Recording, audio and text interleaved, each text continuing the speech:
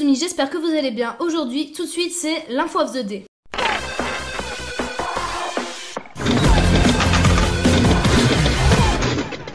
Alors je vous propose de regarder l'extrait dont je vais parler dans cette vidéo tout de suite, on en reparle juste après.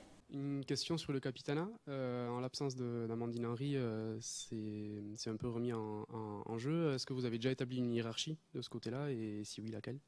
Vous ne suivez pas beaucoup. Donc je vous tire l'oreille. Écoutez, ce sera la vice-capitaine. Vous savez qui c'est? Vous savez qui c'est? Oui. Voilà. Stade en province que vous allez peut-être découvrir, je ne sais pas si vous connaissez les Costières. En Ligue 2, j'ai un peu connu les costumes. Même avec l'équipe de France, excusez-moi.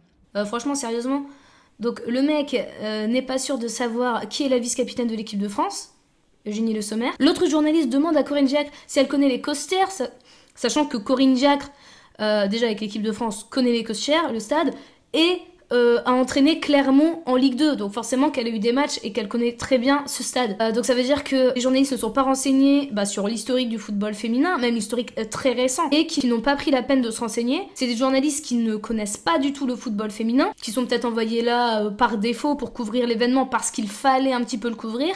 Je trouve ça assez triste de choisir des journalistes comme ça par défaut pour couvrir l'événement, sachant que c'est quand même le tout début des qualifs pour l'Euro 2021.